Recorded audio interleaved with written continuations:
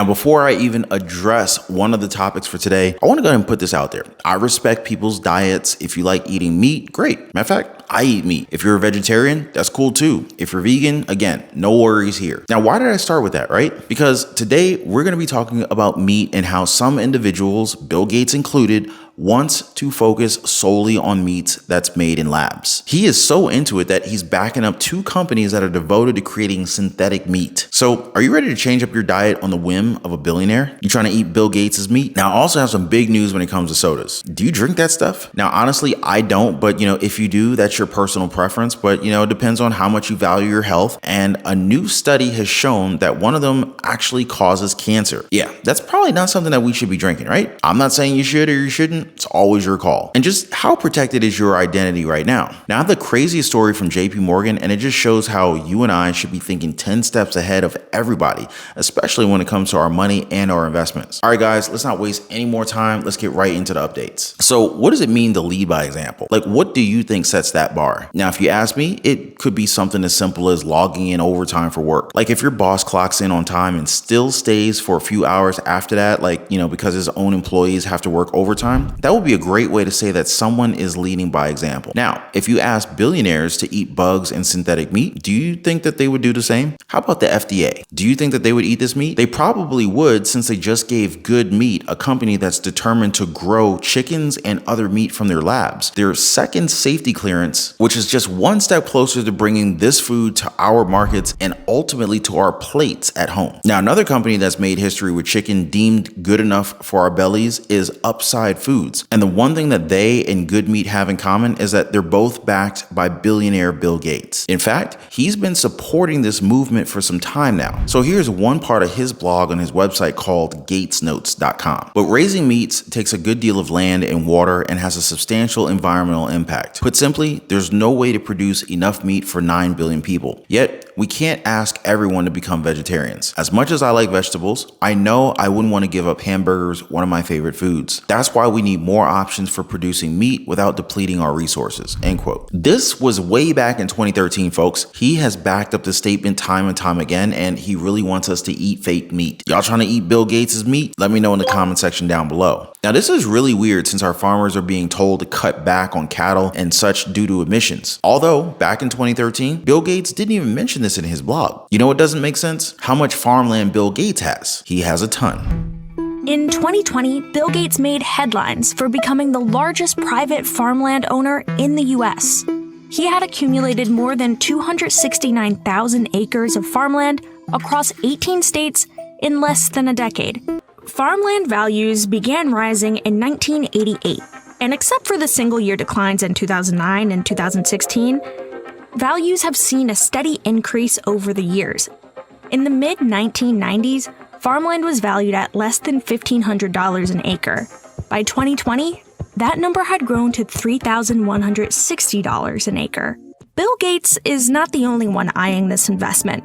In 2011, the top 100 largest private landowners owned about 32.7 million acres of land across the United States.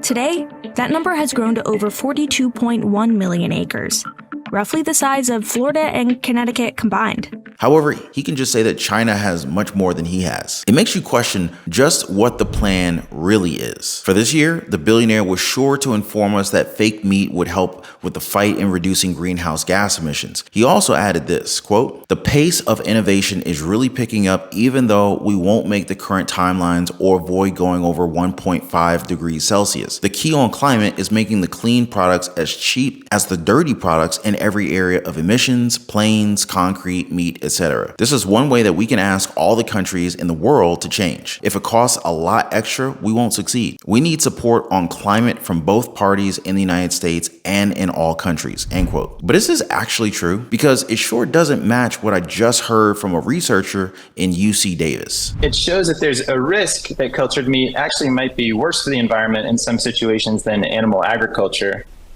Much of this risk is that, if we're using production methods typical of the pharmaceutical industry, it requires really resource-intensive ingredients to grow this material than if we grow it in sort of a food production environment. So yeah, a study shows that fake meat is worse for the environment. Who would have thought? Not to mention, I can only imagine how much gas you probably have like eating that type of meat. I wouldn't know though. Now, honestly, do you think that we should be eating something that's not natural? Like what else can they put into these things? I wonder how many other things going into these artificial meats might turn out to be like causing cancer in the future, right? Now, speaking of things being in our food, the World Health Organization just found out that aspartame sweetener is possibly a carcinogen. Now, honestly, I knew about this for years, but they're meaning that this could cause cancer in humans. My mom used to tell me to stay away from that stuff back in the day. Good thing they found out, huh? Oh, and what's that? What products might possibly have this sweetener in it? Oh, it's probably on products that don't normally sell as much, Diet Coke, Mars, extra chewing gum, and a few other Snapple drinks. Nothing to worry about here, folks. No big deal, right? Strong sarcasm. But this is something that we need to be aware of. Like we can't just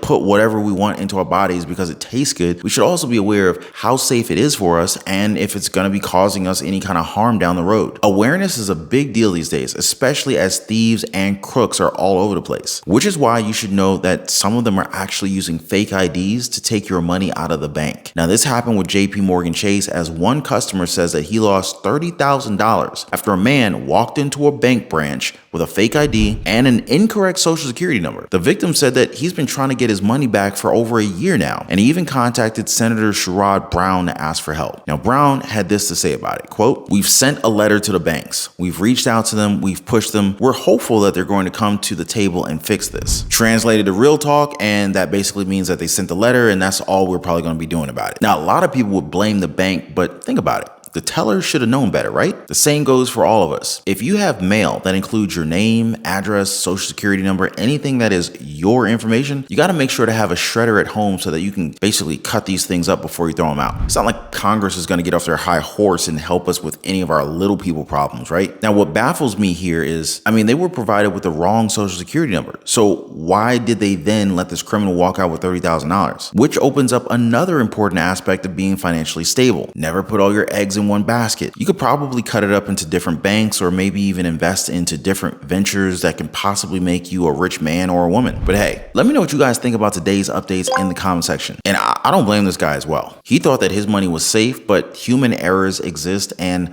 unluckily, it hit him pretty hard. So how do you protect your wealth? Well, why not invest in real estate or maybe the stock market? Heck, you could even protect your wealth by investing in gold or silver too. There's many different opportunities that can be opened up so long as you know how much risk you can take on. Now, if you're just starting on your journey to financial freedom, building up cash flow is a must. You can do that by checking out side hustles, small businesses, home-based businesses, stuff that can generate multiple streams of income. Now, I understand that this seems a little bit intimidating at first, but if you're ready to take that first step, then feel free to hit me up in the comment section down below. I will be more than glad to make future videos on these topics for you guys. Now, before I go, guys, please don't forget to drop a huge thumbs up for the video, share this video with your friends. Don't forget to subscribe for your daily dose of the truth. I appreciate you guys watching, and I'll catch you on the next one.